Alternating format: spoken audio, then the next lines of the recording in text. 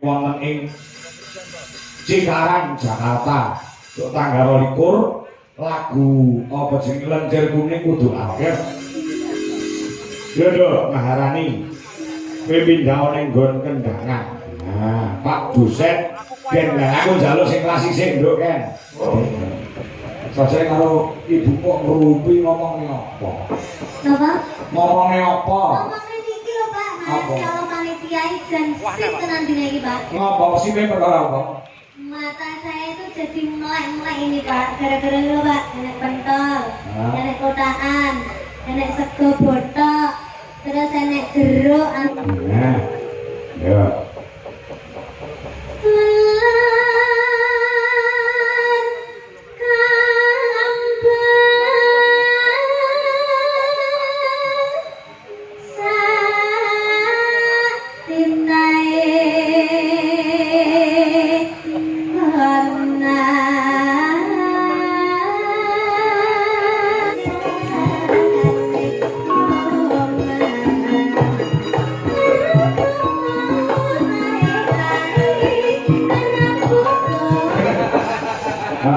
Mulai mendawet umur piro, Dok?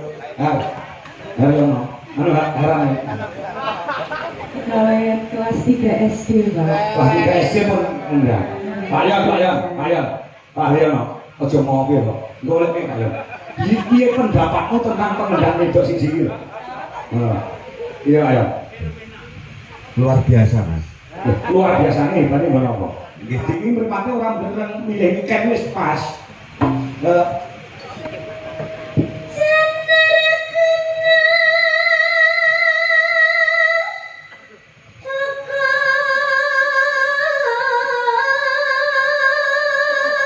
Bayarane double sok tanggal 22.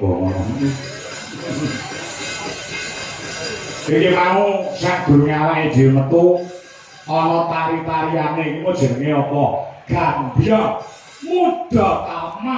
Wah, Gambyong Mudatama. Ya. Gambyongnya akeh-akeh ya, Tru. Nah, maneka warna. Ana gambyong PKJT, ana gambyong Mari Kangen, gambyong Parianom dan lain sebagainya.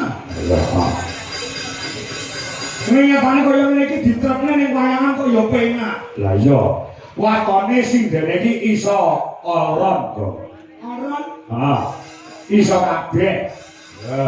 Ora mung ketembangan perkara sing klasik, sing modern, ning uga iso nari sesuai dengan alunan kendang.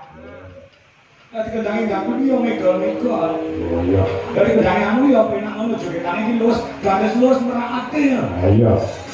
Ini membuktikan bahwasanya sinden Dwi Jolaras Indonesia ini siap tempur. Ya, dijak piye baik iso, dijak model garapan piye baik iso. Ya. Kula iki PR kanca-kanca iki yo ditagih lawan guruku Pak Eko Mugiono ing wonten ing Cikarang Jakarta untuk tanggal 22 lagu apa jenenge Lenjer Kuning kudu apa? Ya. Lainnya ta ngomong di KPR basa lagu-lagu nek kanca-kanca iki kaya ngono iki apa ta gaweane to panganane to. Oh, ngono ya. Mas Garek, apa to? Isih Ngabyantara sowan. Ana drame penjenengane Bapak Sugiyanto. Pak RT, uga Bu Yayu ngerancang wonten Mantingan Kabupaten Ngawi. Oh, sing dituju ya awake dhewe, Bro. Oh, ngono. Walaupun ditawani dalang A, B, C, D, E, F, G, paribasane wis ora kengguh awake dhewe sing tinuju ana lenging kabu ingin kudu bisa dadi asrama menghibur masyarakat dalam rangka pernikahan dari Mbak Ayu Nadia so Mas Irfan. Oh, maaf ya. Matur sembah nuwun peparingipun rejeki panjenengan Pak Sugiyanto saha Ibu Yayu. Lumantar panjenengan ingkang sampun maring rejeki yang dipun maringaken dhateng kula sumrambahipun lumintu dhateng para kanca-kanca Dwi Jolaras Indonesia. Ya. Sida bayang bakal pun kali ya. Ora. Padake Barang tipis sesuk tetep bayaran aja kendu. Ngono ya. Kemangane nek wayahe bayar iki yo bayar. Ngono ya. Ora kena duwe wis dilunasi duwe entek sik iku rasane tinggal dilanggang colong jupuk iki ora kena. Ya. Colong mlayu ya heeh. Ora tanggung jawab. Yo. Yo iki salindri se lega. Terus putuku si legit ya si lega. Ya. Kalau pandemen budaya ya sih akeh sing do pinarak lho kayak ibu-ibu sing do lega. Ya sakmono kae cek do keblat mirsani, keblat ing atase biasane nek wis ngancik jam 2 gek wanci goro-goro iki sing nonton wis entek resik ning nyatane bengi iki isih komplit, isih keblat sing do umon. Kula kanca-kanca awake dhewe dikancani meneh kanca-kanca duwe Jalan Indonesia, tepuk tangan buat para penonton yang masih lenggah, masih hadir pada malam hari ini.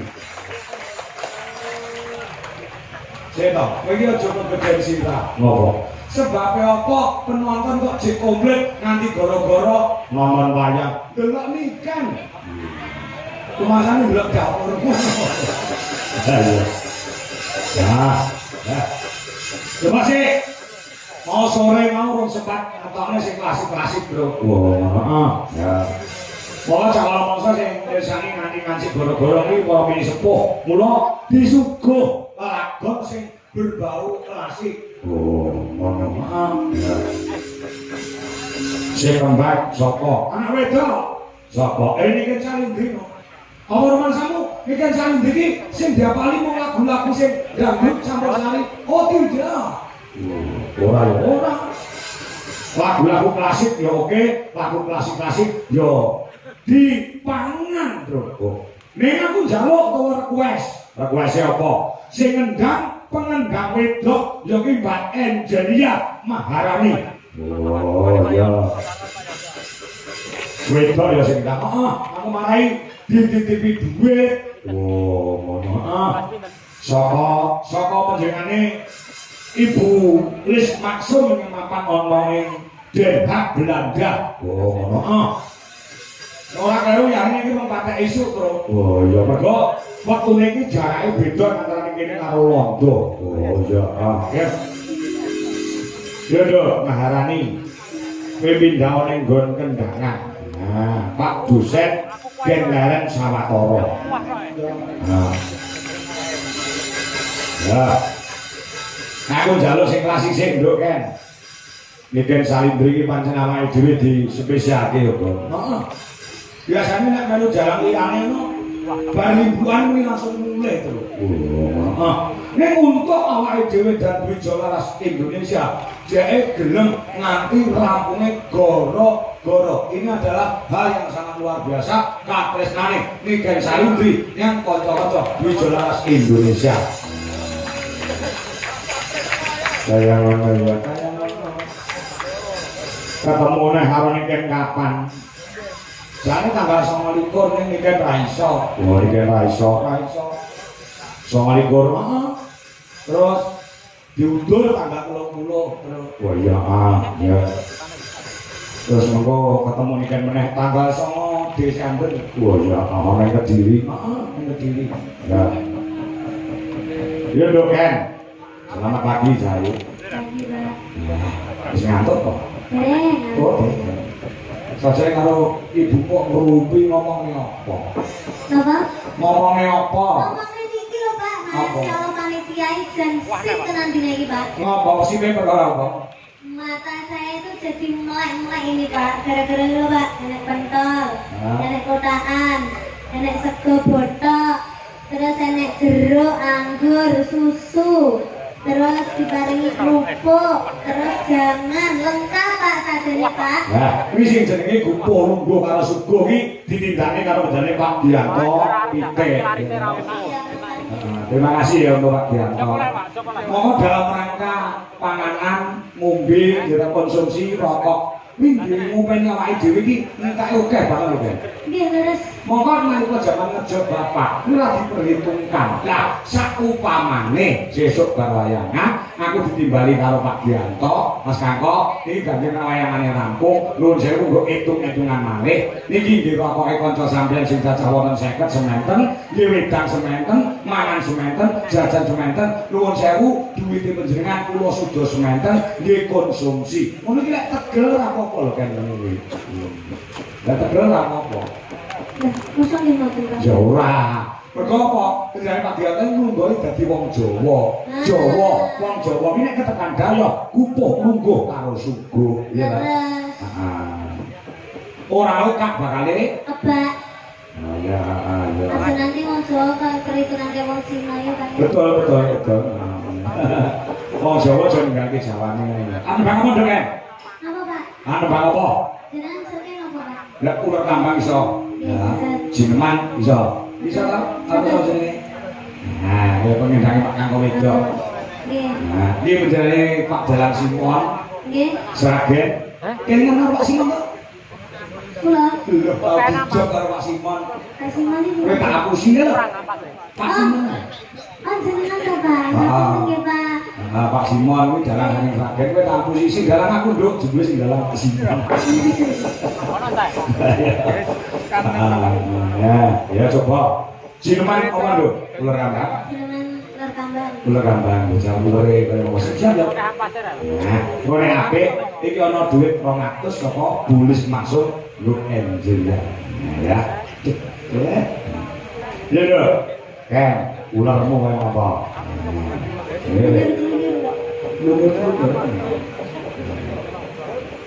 Nano, nano.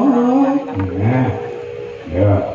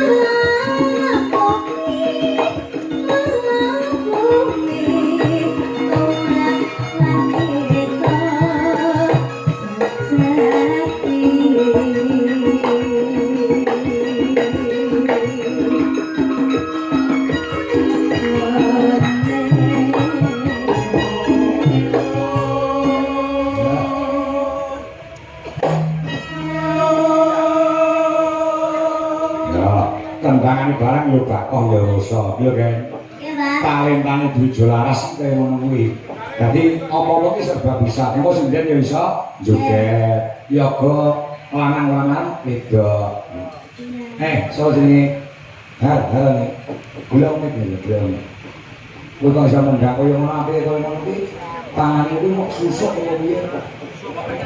Boten Pak. Mboten nggih. ora panas kok malah kendang. Boten. Kok bapak nek ngepak kendang simen itu panas.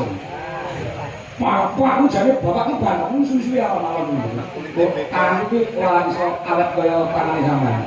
Beda lek ngeplak bokonge buduwi beda. Ayo, ya ini wis tangi. Ayo, ya ini wis masak. Ayo, ya ini wis cecek geni. Lah iki ora tuaku. Mulai ngendang wis umur piro, Dok? Hari ono. Anu haran. Gawe kelas 3 SD, Pak. Kelas 3 SD pun ngendang. Ayo. Pak Haryono, aja ngopi kok. Golek nek ayo. Piye pendapatmu tentang pengendang wedok siji iki? Iya, ayo. Luar biasa, Mas. Luar biasa nih, berarti menapa? Nggih biasa di luar. Tegesane kok teng jaba niku sinau kendang niku wau ngoten. Awak dhewe selaku dadi wong tuwek-tuwek marep ya, Pak ya. Marep no kan tundungane. Gimana piye? Nggih muga-muga cita-citanipun saged tercapai ngoten. Cita-citane apa to? Ingin apa to? Rabi niki, rabi. Boten. Oh, boten ta. Boten. Saiki wis kuliah wis lulus lho, Mbak. Dereng semester 7, Pak. Oh, semester 7. Pitu muga-muga untuk pitulungan Gusti. Anu dititipne Pak Don iki mawon titipne. Ditene piye maksudnya? Maksudnya nggih kersane dipun didik kersane lari menika saged tercapai menapa cita-citanipun. Wong dosene kaya Pak Dodo kuwi ya. Nggih. Dosene wis ndang ya. Nggih, Pak. Pak Dodo kuwi lek nang kelasmu lek mulangno galak wae. Galak banget, Kak. Oh, galak iki. Anu, Pak. Nggih, Pak, ulatane boten penak, Pak. Oh. Iki berarti kau omah kerah karo bojone. Boleh ngajari ngendang awakmu sing ngajari ngendang ya Pak Dodo piro? Nggih, Pak. Boleh ngajari ngendang kok mburi kok ngarep. Jel. Nek ngajari ngendang kok mburimu apa ngarepmu? Pinggir, Pak. Ditakoni tenang kok. Pak Dodo kan saged bolak-balik. Saged bolak-balik berarti kok ngarepmu. Oh, Pak Dodo ki bolak-balik gelem lho, Pak. Maksudnya kendangnya nih. Lah iya kendange. Nggih. Lah iya, lha rumah kamu apa? Nggih, boten. Lho, boten piye lho aku ngomongnya kendang kok mau. Sing pikirane kotor ki awakmu kuwi aku ngomong kendang lho. Nggih, Pak. Ampun. Nah, iya. Kerasan yo melu dijelasin Indonesia. Nggih, Pak. Alhamdulillah. Sama bareng bis Amor Yoko mau bareng HRIS Amor ya. Dari bis, Pak. Bareng bis. Kok ora bareng HRIS nopo? HRIS iki gone wong wedok-wedok, lha malah bareng dari wong lanang-lanang. Sukat niku, Mbak, ini lho, Pak. Oh, disuka. Oh, nek ngono iki segaman ora aki sinden kalah saingan yo ngono kuwi modele. Iya. Saya Pak Yan nggih. Saya pe. Sampai tak omong ya. Anu saya pe. Saya iki kok. Saya itu rapi. Wah. Ayo bareng ayo kan. Jangan apa-apa. Saliyane ngendang sing mau kuasai apa? Har. Saliyane ngendang. Liyane bunang. Garang sak mboten. Garang salah. Dereng, Pak, dereng belajar. Suluk-sulukno iso. Boten, Pak. Wis sekali-kali kita mau sulukmu. Jadi iso kabeh dipelajari kabeh model mau kita Pak. Ya kok. Ya Dek. Coba ya guyu memang jopo ya. Ya pacare joke iki lho sing bener ya. Ben. Masa Pak. Heeh. Rumah sampe Mbak Tumpe kabeh krune DLI dipacari ya. Iya, oke, coba. Mana ya? Ini kan bener lah. Boleh nih, Isauri. Dari bisu. Boten dik gosip. Oh, sih. Wis tenangnya karo Adi to. Jadi Adi, jadi kowe iki turane compenge jarene ngono. Iya. Orang-orang kaya apa-apa. Air, meskipun kamu tidak bersamaku, kamu memilih bersamanya. Terima kasih kamu sudah pernah di atasku. Apa maksudnya gitu? Kamu ya. Di atas doaku. Aku memang maksudnya kok. Di atas doaku. Di atas doamu. Nek kowe ora keloro atimu to, mergo apa? Adi iki mripate ora bener milih ikan wis pas. Biyen gak ngono kuwi. Sapa? Adi Oh, saurunge kan mlebu ra ngono kuwi ya karo kowe. ora. Ya, piye dhisik saurunge kan mlebu piye karo kowe piye? Biyen aku bareng bis Heeh. gerayang komputer. Iya toh mas. Aduh aku. Mana? Ya, ini lo kapan gila? Yo saiki sono sing ayu biyen yo. Oh, aku nggak mau membuka masalahmu. Ya, mana itu nih. Ya.